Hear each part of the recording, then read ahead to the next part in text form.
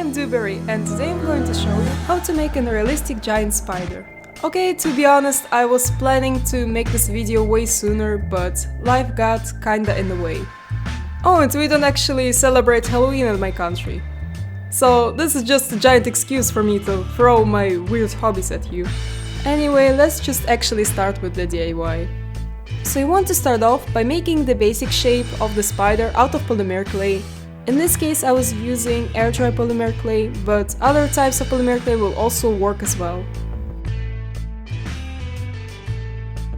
Then make the details, like the mouth, the part where the legs will be, whatever this is. Oh, and also don't forget about the almost fangs, but not really part, and mini extra legs.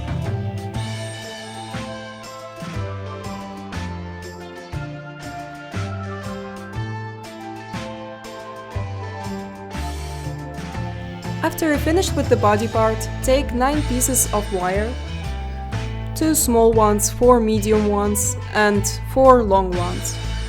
Then cover them with different size clay pieces in the order you see on screen.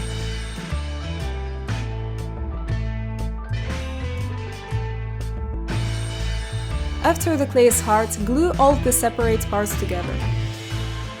After this point, the remaining footage on my computer decided to delete itself. I still don't know how it just literally disappeared in front of my eyes. Sorry about that. So say hi to Trashy. I made him in 5 minutes, so I can show you the deleted steps. On his poor soul. This video is a mess, just kill me. Then paint the spider in a similar color that they have in nature. Okay, now comes the painful part. Tarantulas, bird eaters, they are really hairy creatures. So to make it look realistic, I decided to cut small feathers from the art shop. After you made the small hairs on the bottom half, use some long hair fur for the back part of the spider. And some more shorter hair one for the front part and the legs.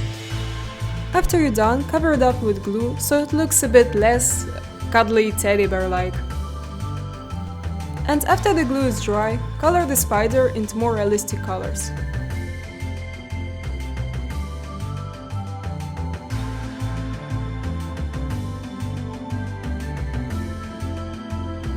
Okay, next step.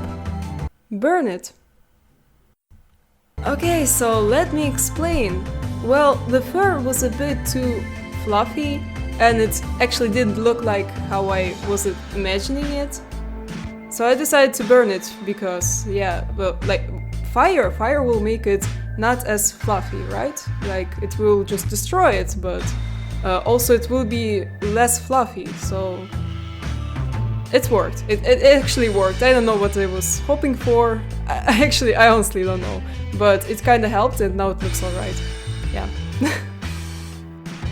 Okay, now we are at that part where I should tell you that, oh, you don't have to burn anything, you just can use something not as fluffy as I was using and everything will be fine, but actually you have my permission. You can use my way of doing things, but just promise me not to burn yourself, okay? So I don't have to feel bad. Thank you. Okay, let's just move on and forget about this. Then make the eyes and the fangs out of black polymer clay. Bake them and cover them up with gloss. Then you just have to glue them to the spider.